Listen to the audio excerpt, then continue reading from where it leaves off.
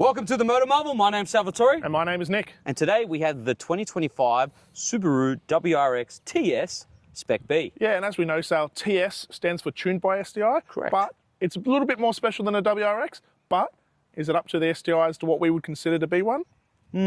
Well, that's what we're going to find out, guys. So, is it a WRX in lavish sports gear, or is it close enough to what an STI would be these days? Yeah. Where does it sit? I know, and that's what I'm interested in. So come along with us and experience this car and find out a little bit more. Yep, and don't forget to like and subscribe so you do not miss another time we make an upload like...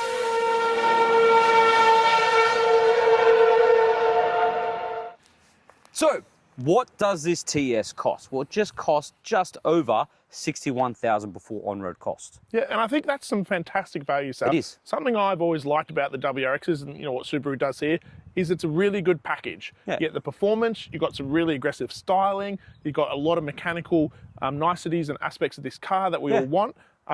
It's always, for me, represented a fantastic valued car. It really is. Yeah. And the thing that I love about WRXs is that they have signature cues that you know it's a WRX. For starters, hood scoop. Yeah, if you see this coming at you on the opposite side of the road, you know straight away WRX. It's a WRX STI. It's a variant of that because it has to have it. It's awesome. And then you've got LED front headlights on this TS. You've got an aggressive front bumper. Then you move down the sides. And now look, I know everyone hates the cladding. And to be fair, I'm not the biggest fan. Yeah. Right? But I don't know. Nick made a very good point to me off camera is that you kind of get used to it. I don't know, something about this specific model looks different to the standard WRX. It does, yeah, and I think it's the blue as well is always fantastic in these cars. Have to have it. It is, I think it's a must-have. But for me, this is something, it does feel a little easier to deal with, the cladding on this car. Yeah. Maybe it's the aggressive wing and the wheels and a few bits and pieces that they've done to it. But for me, it's less in your face. Yep. And it's more, I can deal with it. Yeah, and speaking of which, so with the TS, you get 19-inch alloy wheels, which is specific to this car, and 6-piston Brembos up front and 2 at the rear. And I think, Sal, for me, that's probably the best 100%. thing that they could have done towards going to an STI Yep. was adding those Brembos, because it does a lot to this car. Another thing that they've put on this that you would see on an STI back in the day is something at the back which I absolutely love. So let's jump to the rear and look at the back end of this car. This is what I'm talking about. I absolutely look. We're from the early 2000s, where our era was when we were teenagers, right? 100%. And when we were teenagers, we loved the JDM era. Oh, right?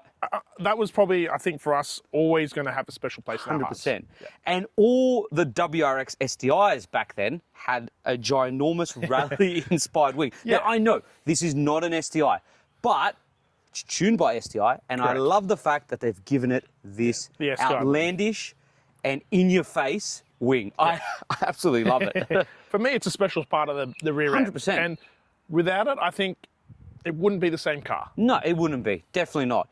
But you also get LED rear taillights, and again, with this black cladding at the back here, like... Yeah, I know. Look, there is a guy, I'm pretty sure, in the States... Is there? That, yeah, he does. And he you know, sells you color-coded stick-ons to cover it all up, and it actually looks really good. I can imagine, right? I think they've done this for a reason, obviously. If anyone wants to take it and do a little bit of something different to make it themselves, then... But again, like Nick said, after all, when you live with it for a bit, you kind of get over it. I don't mind it. Yeah. One other thing at the rear here, Sal, we have, as we mentioned previously, the exhaust, which they've optioned up for free, an exhaust on here, muffler, that sounds... I guess it's louder, a bit more a bit more sportier to it. Yeah. And to be honest, I really like it. It's got a good level of noise. It's not overbearing. Yeah. But, you know, one thing I think would have been nice is maybe a little bit more character, would have added a little extra to it. Yeah. But I do like that they've just gone, hey guys, if you want more noise, here you go. Tick the Here's box. an option. Tick, you get it. If you want to be a little bit more subtle, Don't tick it. don't tick the box. You don't get the extra mufflers. And so have a listen, guys. We're going to jump in and have a bit of a rev in a minute. Let us know what you think. Do you like it? Would you have it? More, less? Let us know.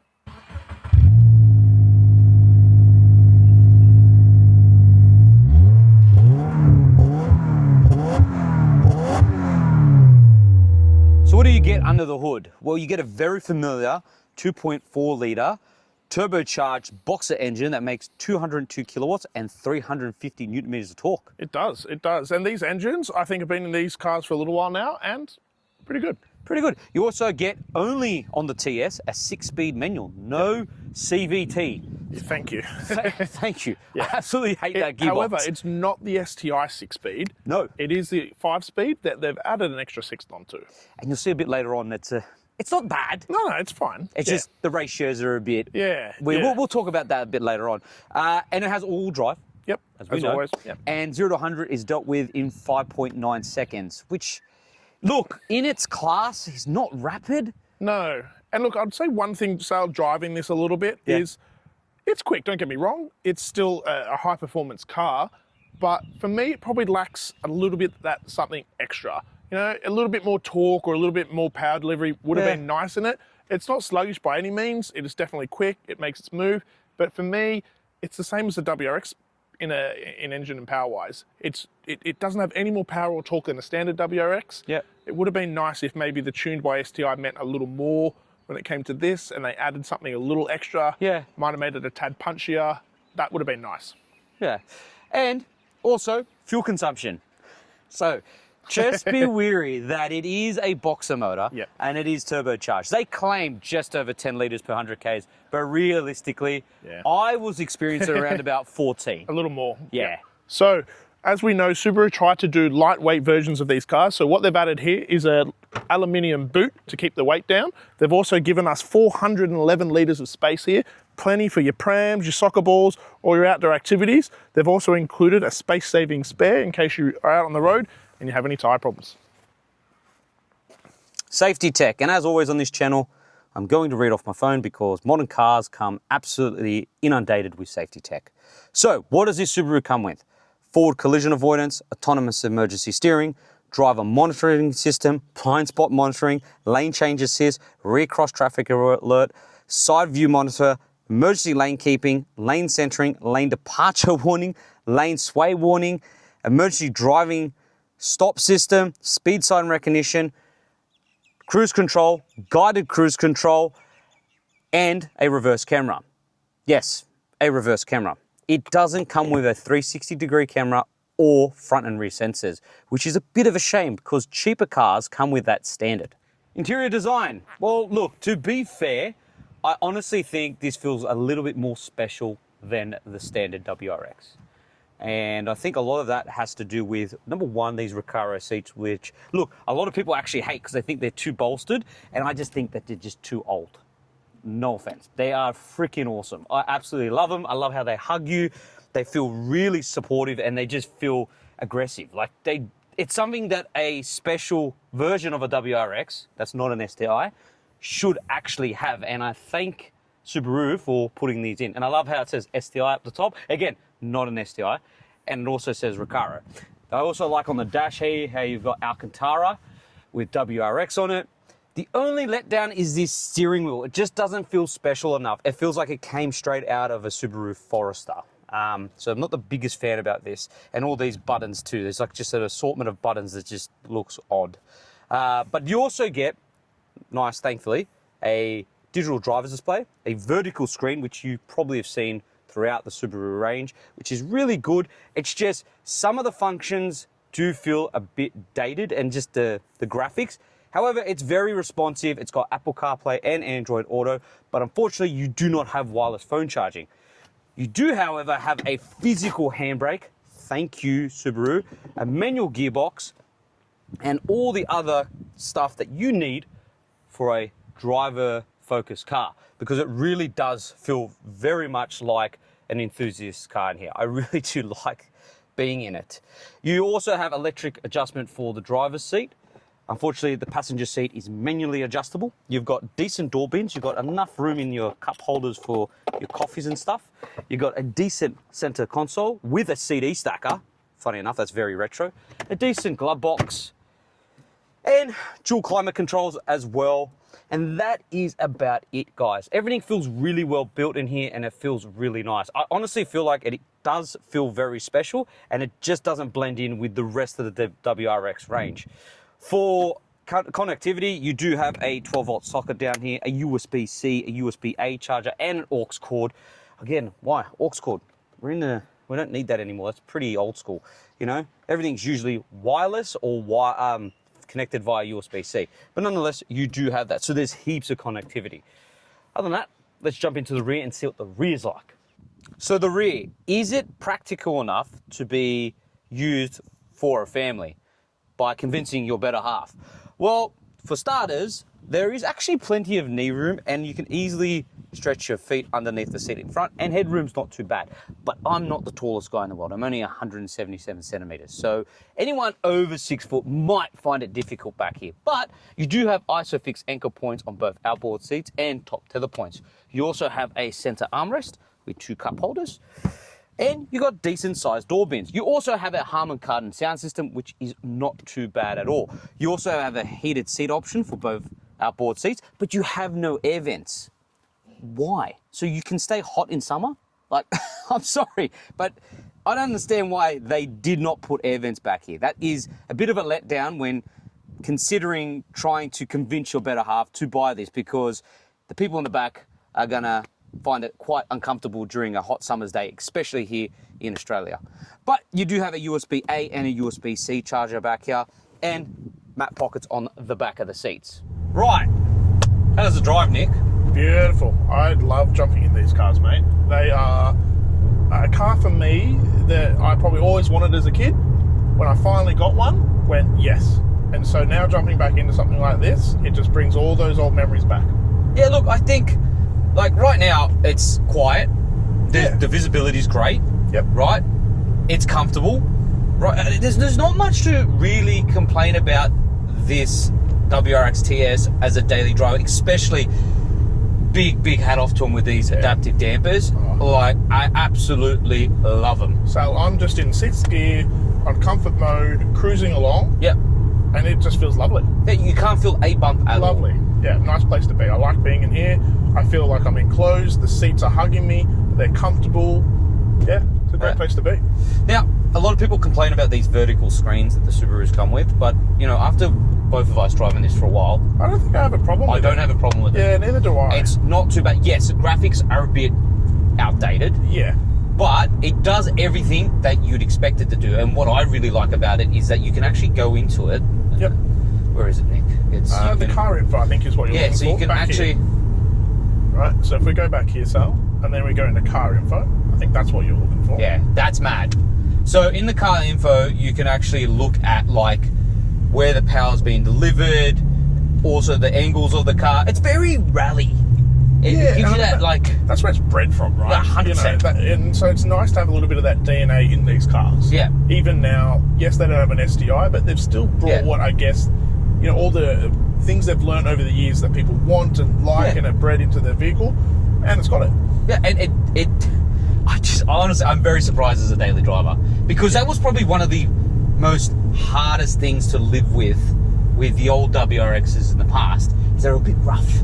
Yeah, and like, you know what I mean? Yeah, you know, because they came from that heritage, right? They wanted to make them very sporty. Yeah. And so they were a bit rougher and they were a bit less refined.